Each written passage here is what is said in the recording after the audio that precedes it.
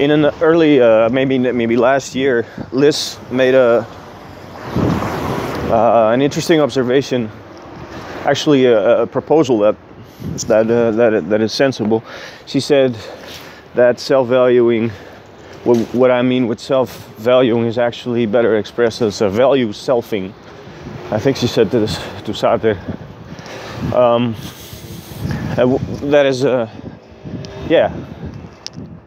that is not a bad way of explaining it, though I won't adopt the term, but it shows how the terms self and value are transformed by the concept of self-valuing.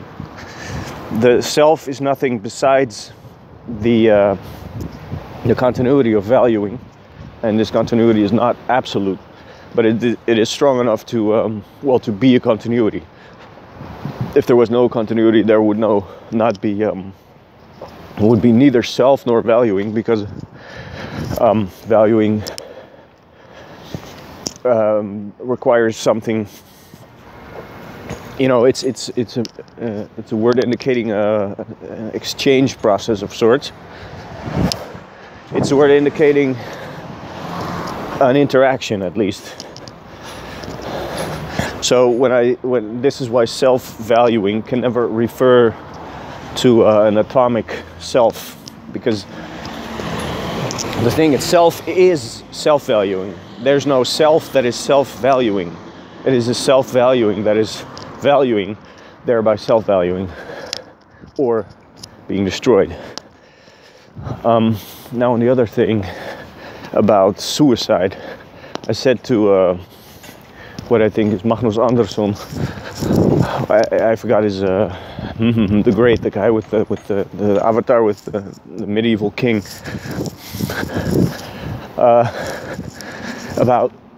I said to him, willing non-valuation is willing death, and ultimately might lead to death, and does non-valuation. But this does not mean that death is, or suicide, or will to death is will to non-valuation.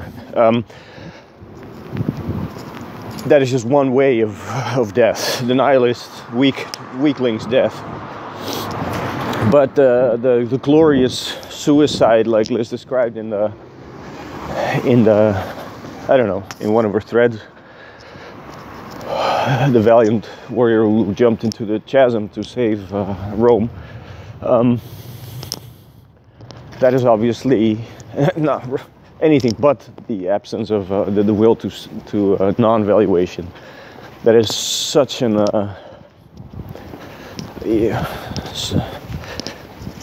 a complete valuation and self-valuation as a Roman. This guy, he valued himself completely in terms of Roman virtues. He was a Roman, and by dying, he became even more of a Roman, and Rome became even more of Rome. His value, I mean, we are still talking about him, so his self-valuing lives on, and he helped the eternal city of Rome, maintain its eternity. So there's nothing against death. The noble death, the warrior going towards death is, in order to, well, as Virgil says, to basically to buy his virtue, his honor. Sure, of course, that is high being. It's just that a person is depressed and swallows a bottle of sleeping pills. That's another case, We cannot compare the